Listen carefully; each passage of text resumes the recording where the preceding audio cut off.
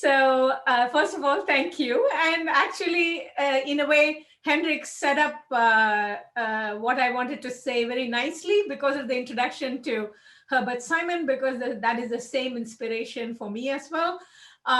And first, I want to thank, I didn't expect there would be so many people. Henrik did not tell me that. So thank you for being here. And I hope we'll keep the discussion part of it will be the bigger focus of what I present. And I know I have only like 12 to 13 minutes, so I'm going to kind of zip through this rather quickly. So bear with me on that front.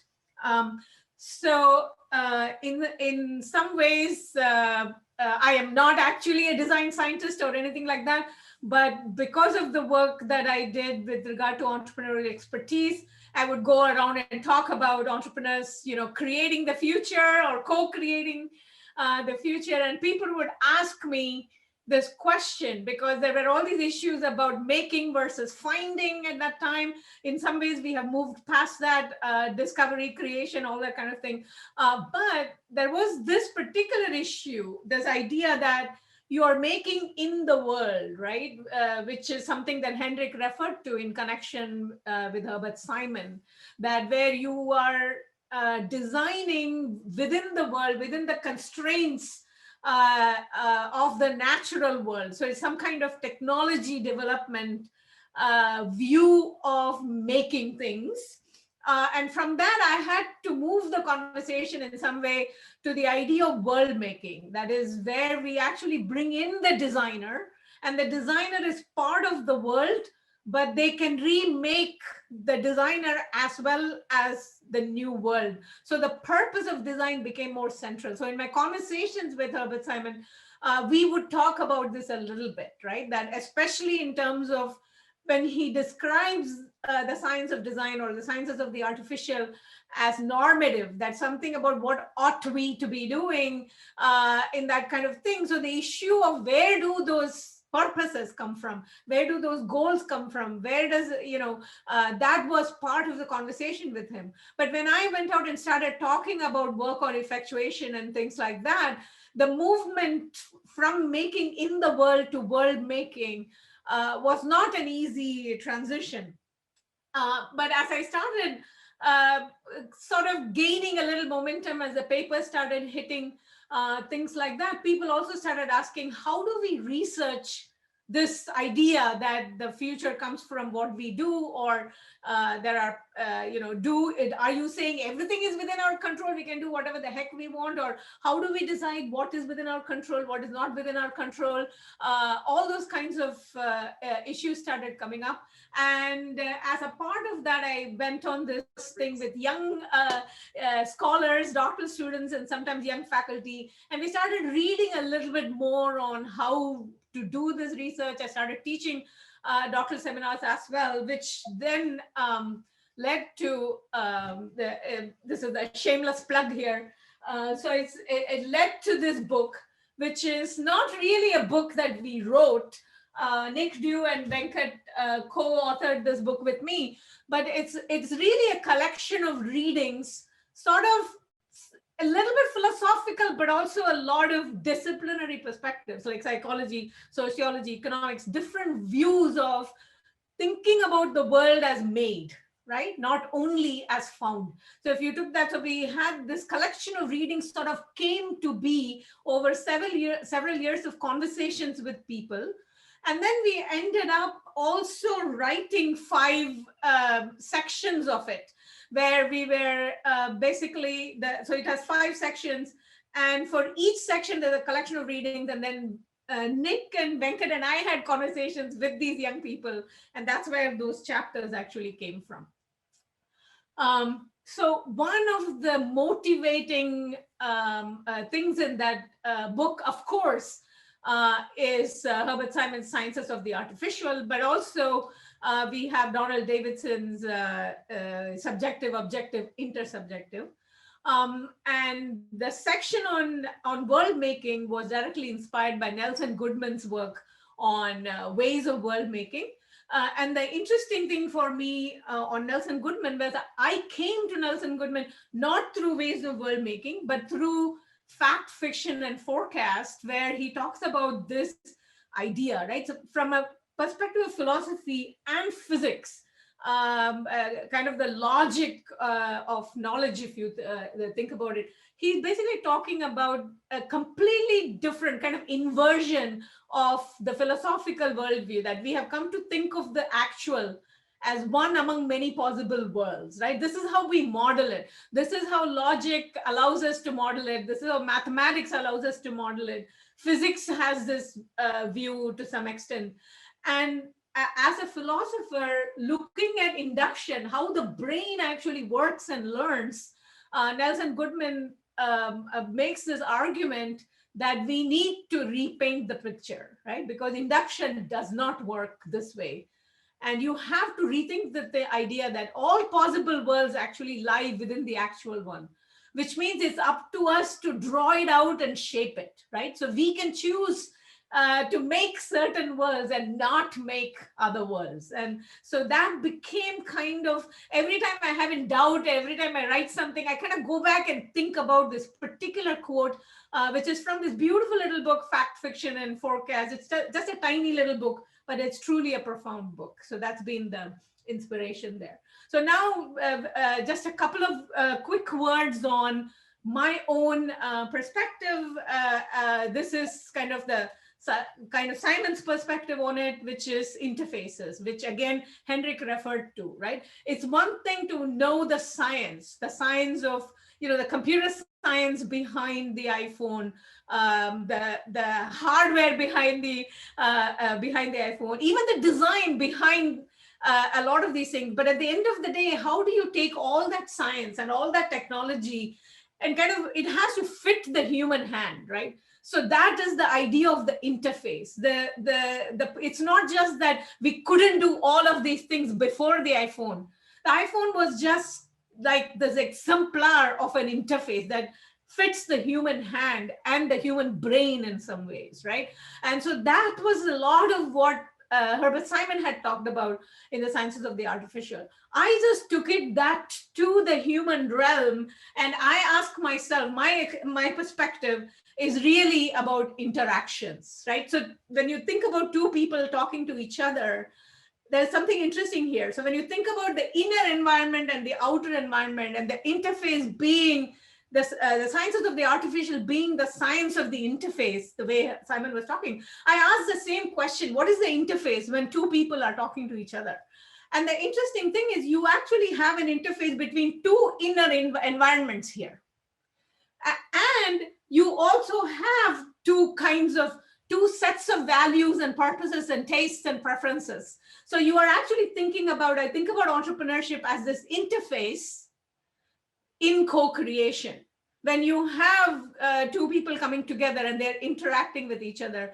So over the last five and a half years, almost all my empirical work has been on this. Most of it is not published yet, but it is beginning to hit. But the idea here is to really think about interfaces and interactions and go back and forth between the two. That's the way I've been thinking about world making. That's the way I've been thinking about design. That's the way I've been thinking about the notion of the artificial. And I'll just give just one example and kind of open it up for questions.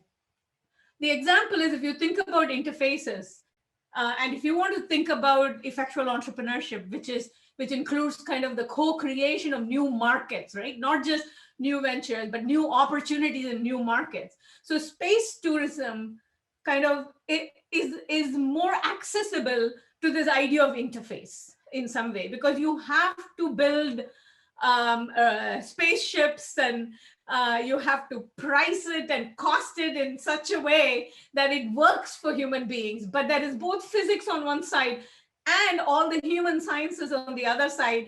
And space tourism is kind of an interface between those two. So one way, but there's a lot of design involved in it. But now think about like another industry that came up, right? Which is slum tourism.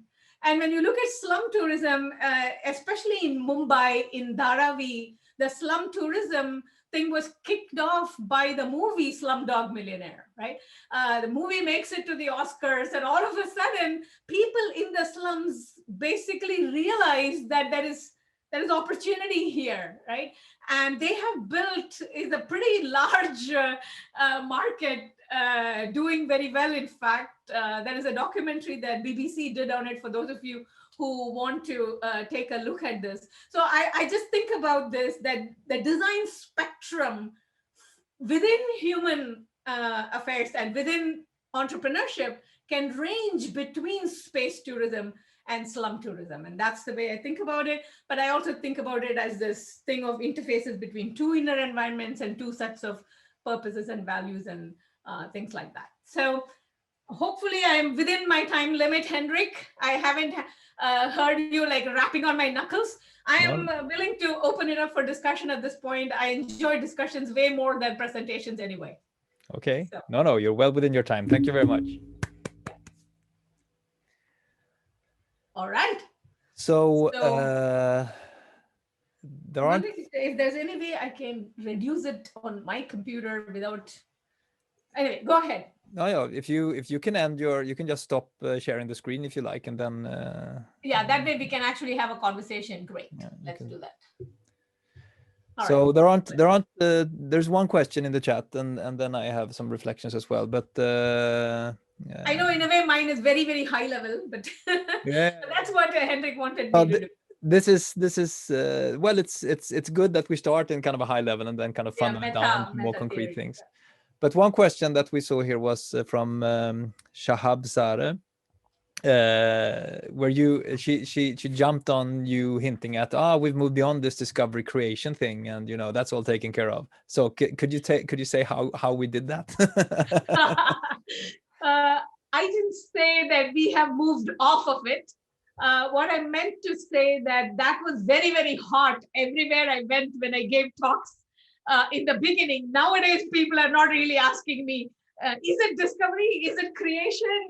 Nobody asks that question anymore because and even if they ask, my response is I don't really care, right? Because I really embrace the contingent idea, right?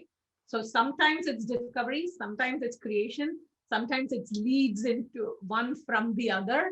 But there are crucial junctures where it makes a difference, whether you view it as discovery only or creation only or something else. So the way I think about it is in a very pragmatic way. Is it really, our opportunities really discovered or our opportunities really created, one or the other? That I just do not buy. I think we need to, if we haven't already moved on, we need to move on.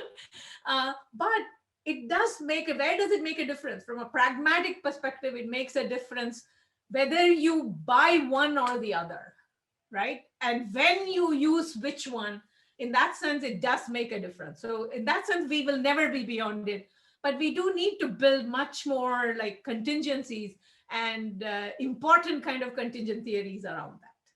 Not sure if I answered your question, but I hope I did. No, but I think it was in line with what the question went for, I think. But I think what the way I like to think about it sometimes, and I agree with you that this, an effectuation, the way you've developed it is quite pragmatic in its kind of approach to the world, and like pragmatic in the kind of American pragmatist sense of the word.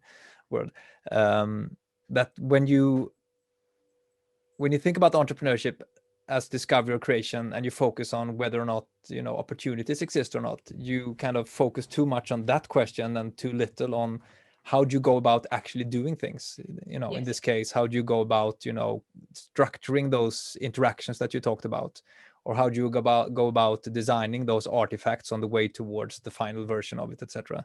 And to me, at least, this discovery creation is largely about how do you view the world. Is it something that you try to figure out, or is it something that you engage with to kind of transform it? And by also focusing, Dimo's paper on it, in my opinion, kind of really tried to bring us beyond that conversation. Is it this or is it that, right? So maybe we should call on Dimo to talk about it. For me, Dimo's paper was like, okay, now I don't have to worry about this question anymore. And interestingly enough, people stopped asking that question too. So maybe Dimo, you should pitch in on this one.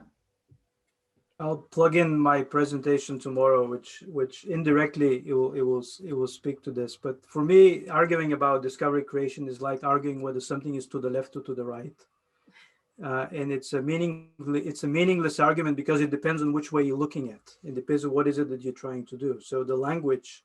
No, sometimes it matters, right? If you have to go left and you have a patient in your car and you're headed to the hospital, that's the pragmatic view, Dimo. Sometimes exactly, it matters. Exactly. Well, it exactly depends on what is it that you're trying to do, which will give you. So the question doesn't have an answer outside of the way in which, in the context in which you're asking the question. And so trying to settle this, it's a bit like in psychology, they have, is it nature or nurture? They have these debates, and it's usually 50-50. No matter how much the debate, but they want to say it's one or the other. And somehow we can't live with the ambiguity of having both. Is it skill or luck? That is particularly ironic. That question is particularly ironic, right? The moment you ask the question, you have answered it. You no longer believe it is nature, right? If you did, you wouldn't be asking the question. Interesting. Yeah. So we have a few more questions here, and instead of me reading them out, I'll just ask Jabdik Singh, can you ask your question? Yeah, that would be great. Sure, I can. My question has to do with the, let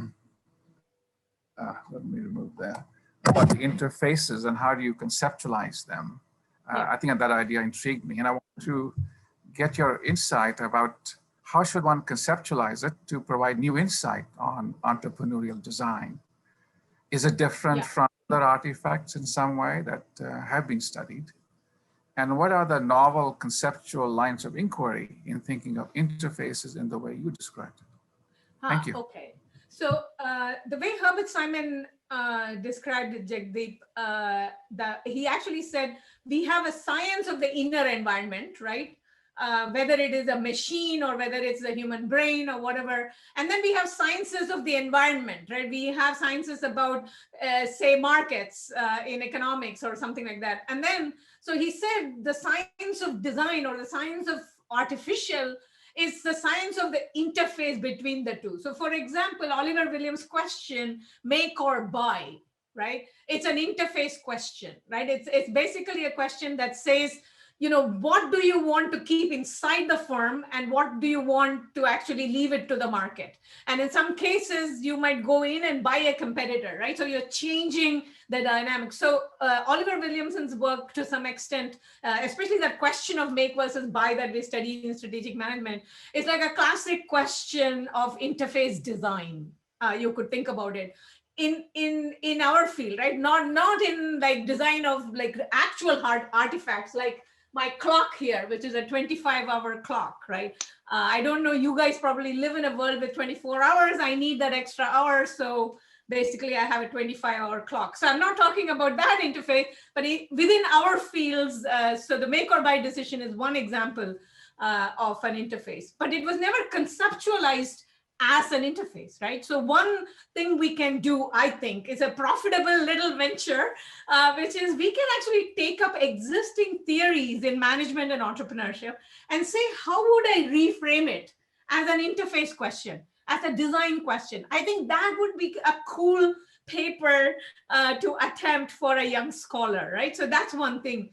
Then my view of interface, as I told you, that I have been doing is truly now become about two inner environments, right? In a way, my brain and your brain, when we actually are in conversation, right? Like we are just now, there's something really magical that happens in conversations that I have observed when entrepreneurs are in a boardroom or they are trying to convince a customer, or they are just, at a party and my student comes and asks them for something. So I started observing this really interesting thing on human interaction as an interface question. So that's what I have been conceptualizing.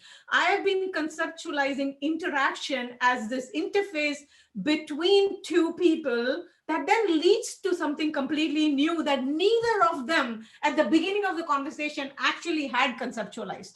So the way I am conceptualizing these, I'm focusing in on one really narrow interaction, right? You and I meet, and then I suggest to you, we should write a paper, and you come back and you write a paper, but you don't write the paper that I actually suggested. You write your own version of something different, right? But as a result of it, there is a new paper that came out of it.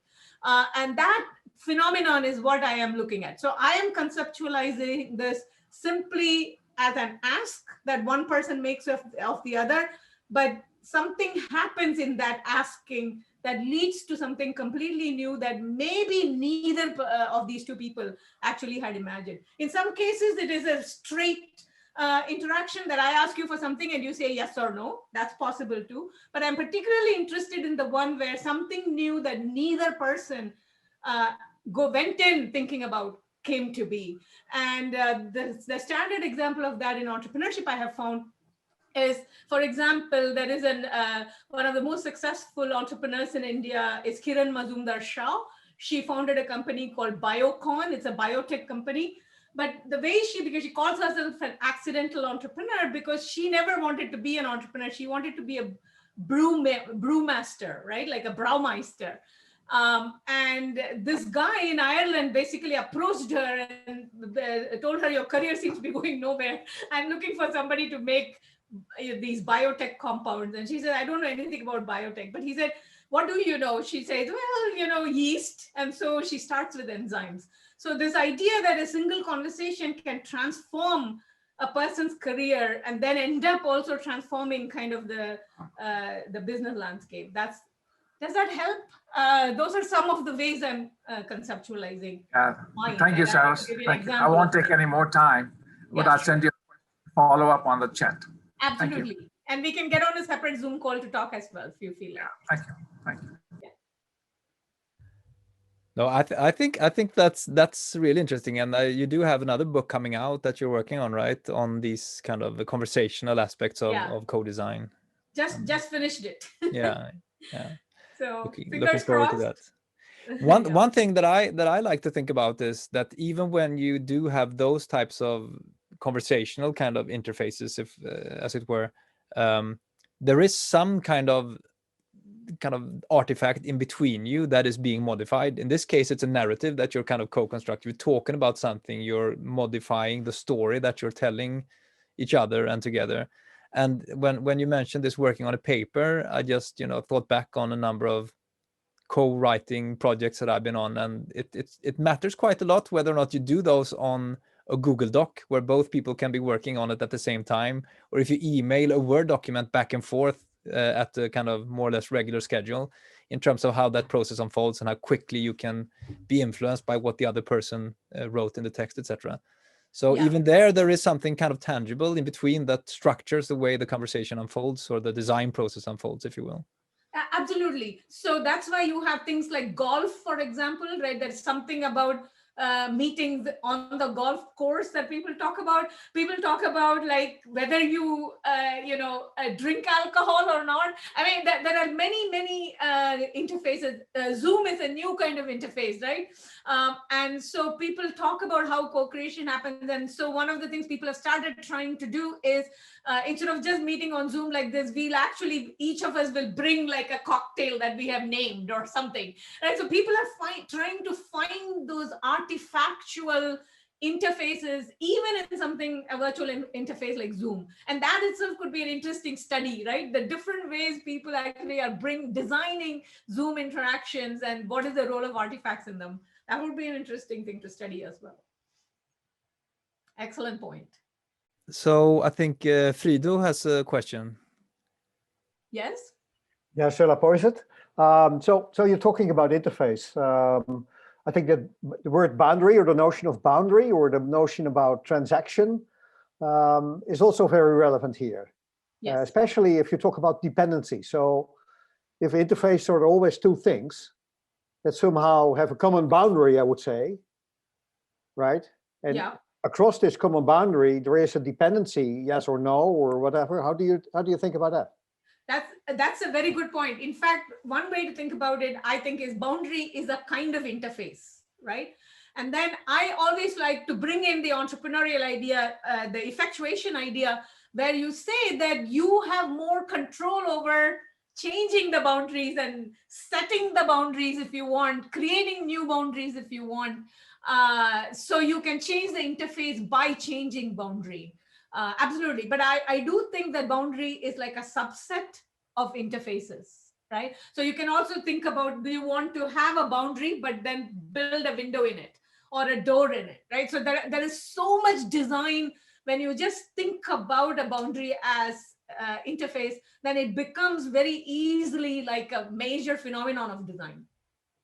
But then it's a question whether you are able to design at forehand the boundary of the interaction or the interface. I mean, or does it happen why on would the you go? want to? Why do you need to design it beforehand? Sometimes you need to. I agree. Make or buy? Pardon? If you do make or buy, you take a decision. And if it is buy, you have to sort of define the interface with the supplier, right? Yeah, it's interesting. So make or buy in an existing organization is a different decision than if you are actually building a new one. Sure. Right? So entrepreneurs are continuously trying to like break down that boundary, right? And so that's why the interaction between entrepreneurs and a large, so B2B partnerships is one of the things that I've been studying as well. And and one of the findings there is it makes a difference whether you approach the company as a company. So let's say, Frido, that you are a buyer in a large corporation and I'm an entrepreneur trying to build a B2B partnership with you, right? So the entrepreneurs, my students will approach you as the buyer of this large corporation, and they're trying to pitch you and convince you why your organization should buy from you. Whereas the experienced entrepreneurs say, don't talk about, don't talk to Frido. Don't worry about the fact that he's a buyer in a large corporation. Like, that's why you're calling him. But what you need to do is to build a relationship with Frido. You need to understand, what is he interested in? Are there some charities that he's involved with? Right? So my thing is to build a relationship with you. And then we talk together how we can build a relationship with the company, instead of my trying to say, here's something I'm making and, Frido, your company should buy it, right? So this opens makes that boundary more porous. Right. So that itself is a good question. How is the make or buy decision seen differently in the entrepreneurial setting than in an established company setting? And there might still be more constraints on you in some ways as the buyer in a large company. So anyway, interesting. You can see there are so many interesting phenomena that can be studied as interfaces and designable and not designable. Because you could say, no, I will not, do anything with you because I have this responsibility. You can also take a very strict boundary stance, right? All right. Yeah, thank you. You can see this is exciting. You can see why we need a new journal, right? So let me see here. Yeah, new question here. Yeah, Edwin, feel free to ask your question out loud.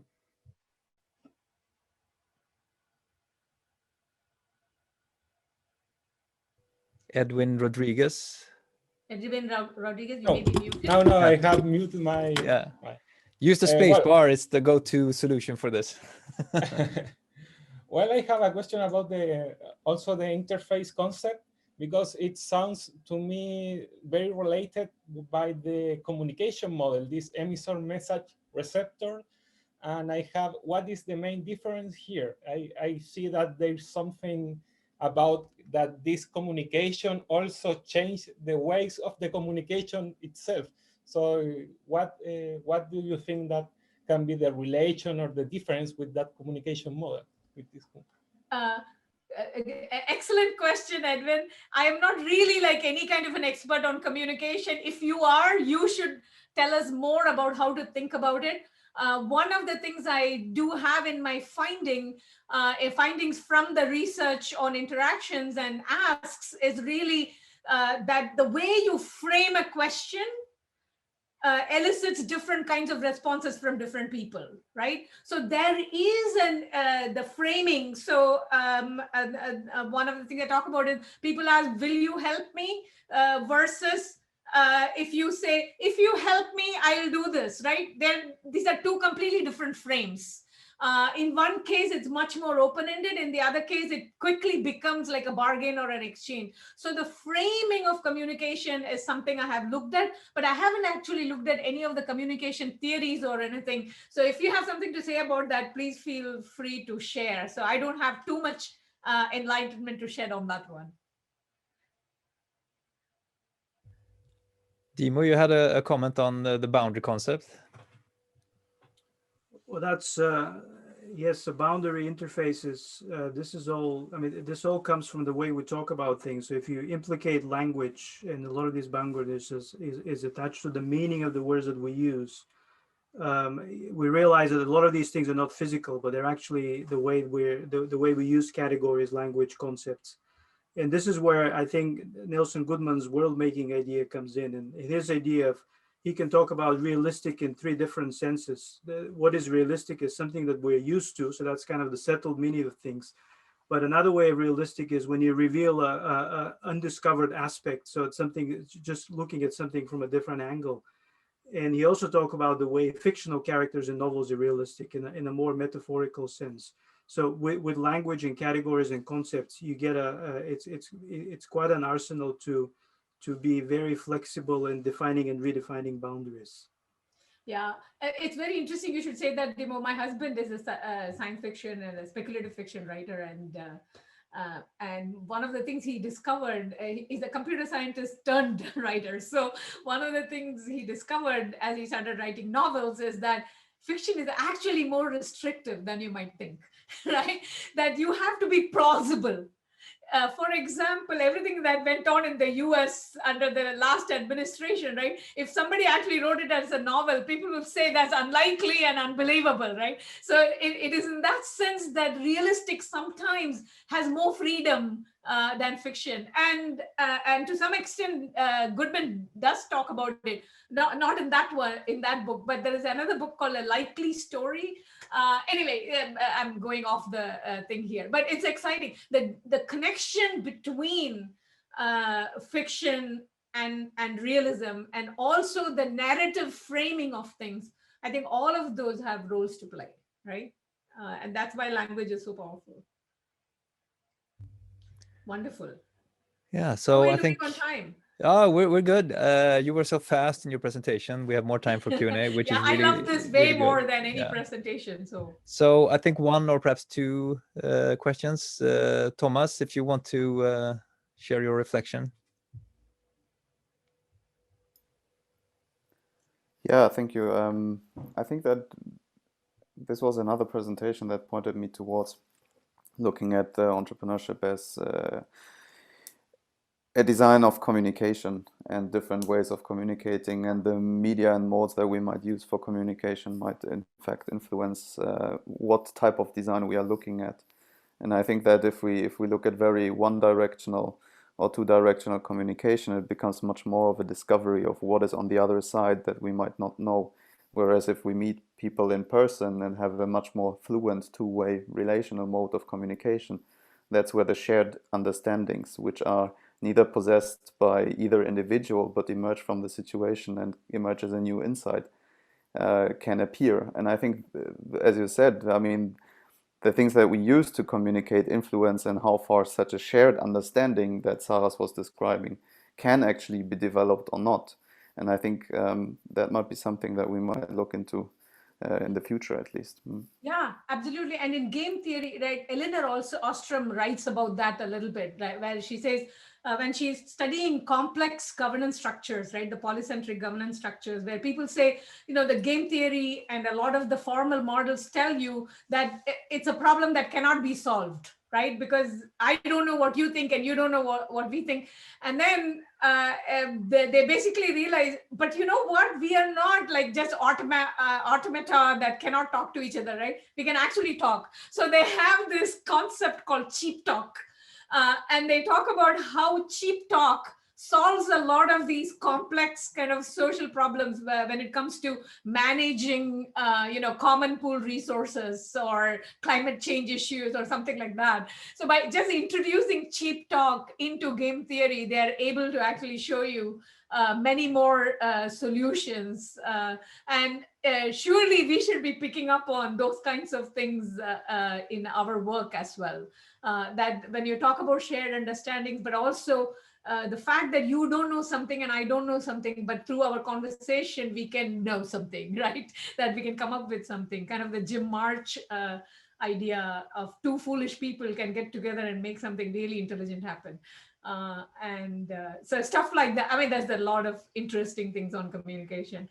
So Edwin, thank you for raising that issue. And here I am thinking aloud a little bit on some of the things we could do on that front, as Thomas is also suggesting. But I think that general kind of contrast between formal models or various theories that have problems and that they're so easily solved by just humans interacting with one another in ways that can't be covered by those theories. That's worth remembering when we talk about entrepreneurship, because entrepreneurship is frequently about these subtle kind of interactions that are difficult to capture in at least simple models.